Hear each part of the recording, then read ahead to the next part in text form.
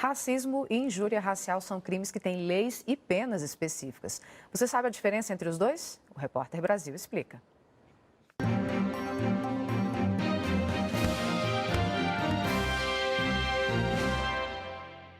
A injúria racial acontece, por exemplo, quando um negro é chamado de macaco ou um judeu é ofendido. Trata-se de uma lesão à honra de uma pessoa. Esse delito permite fiança e prescreve em 8 anos. Já o crime de racismo se materializa quando uma pessoa é impedida, por motivos raciais, de exercer um direito, como frequentar um clube ou obter um emprego. Como é um crime mais grave, o racismo é inafiançável e imprescritível. Eu converso com Mário Lisboa Teodoro, ele é professor de Políticas Públicas e Questão Racial da Universidade de Brasília e também ex-secretário da CEPIR, a Secretaria de Políticas de Promoção da Igualdade Racial. Muito obrigada pela presença, boa noite. Catiúcia. Por que isso é um assunto, racismo, é um assunto tão recorrente nos campos de futebol? O jogador começou falando que dói, e dói muito mesmo, né?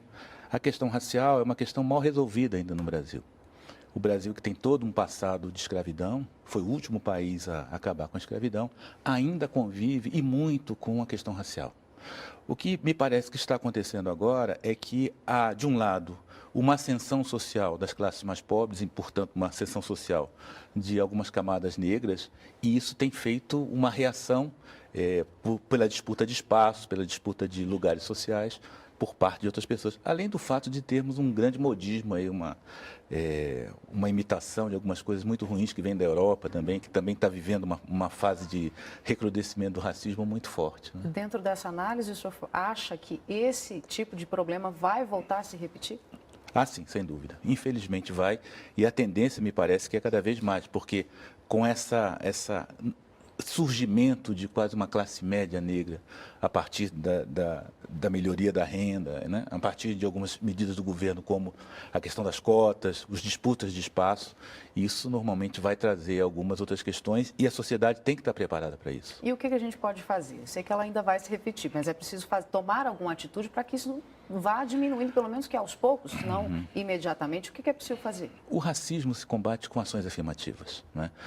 Não são políticas sociais clássicas, mas são políticas específicas de valorização da questão do negro, valorização da figura do negro e de combate a essa visão negativa, que não tem nenhuma base, essa visão negativa de diferenças de raças, etc. Isso tem que ser colocado e combatido com políticas de ação afirmativa e políticas de combate ao racismo. O senhor está engajado numa campanha, inclusive, tem um site para colaborar. Explica um pouquinho melhor para a gente. Sim, é uma campanha para resgatar a ideia do Fundo Nacional de Combate ao Racismo. Fundo Nacional que foi retirado na época do Estatuto da Igualdade Racial, foi retirado esse fundo e agora nós temos todo um conjunto de ações que tem que ser feitas, mas que não tem recursos para isso.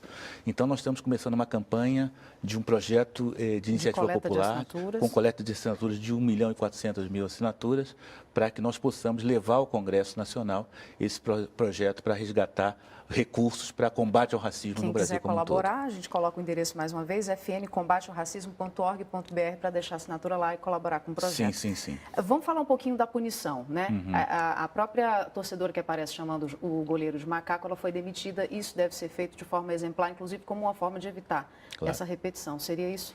Acho que sim. Acho que tem a coisa da punição, mas também a punição ao clube, né?